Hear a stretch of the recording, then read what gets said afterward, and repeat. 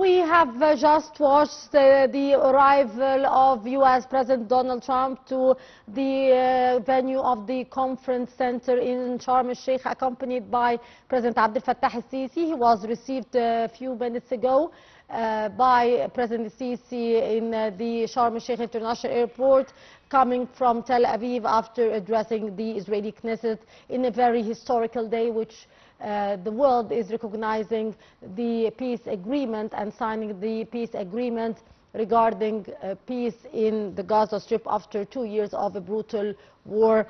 To shed more light on the summit, we are very much delighted to be joined over the phone by Ms. Haneen Shanab, member of the Palestinian Women Association. Haneen, thank you so much for joining us. Thank you so much. Ms. Haneen, to start with, today we can say it is a historical day as the City of Peace, Sharm el-Sheikh, is hosting a summit for the peace in the Gaza Strip with the attendance of world leaders. It is co-chaired by President Sisi and U.S. President Donald Trump, and with the participation of more than 20 world leaders and heads of international organizations. How do you see the importance of such a meeting for the Palestinian peace agreement, which was, of course, initiated by U.S. President Donald Trump? Absolutely. It's a clear statement of the importance of the role that Egypt has been playing over the past not just the past 2 years, but over the past 70 plus years, ever since the Nakba and the occupation of Palestine. Egypt is the country, and as we were saying, Cairo is the capital of peace, but this time Mr. Abdel Fattah el-Sisi has taken the peace to Sharm el-Sheikh. He's also showing that the jewels of Egypt, of course. Large presence, of course, from different leaders of the world are present. The co-leadership or the co-heading of the summit today is present, and we can see it clearly from how Mr. President has actually received the U.S. President, Mr. Trump.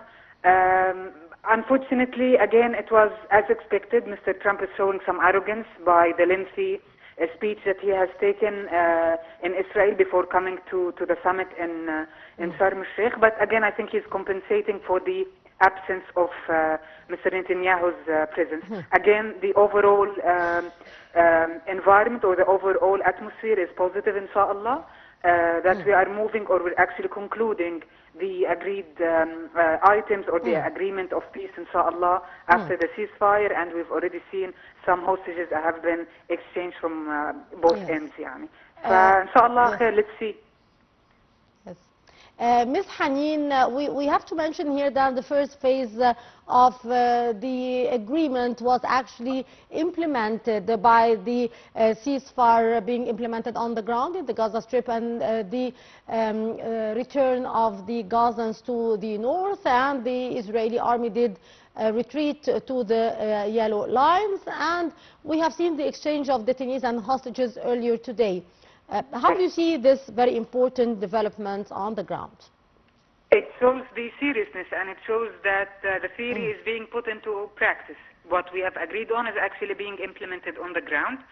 Alhamdulillah, they haven't taken much longer, because every minute actually means we're losing lives on the Palestinian side.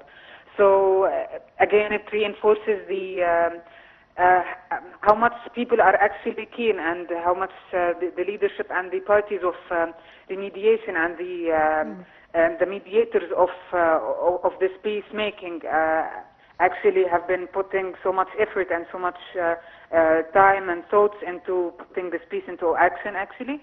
So we are seeing this, alhamdulillah. What's coming is the anticipation of the next phase, of course.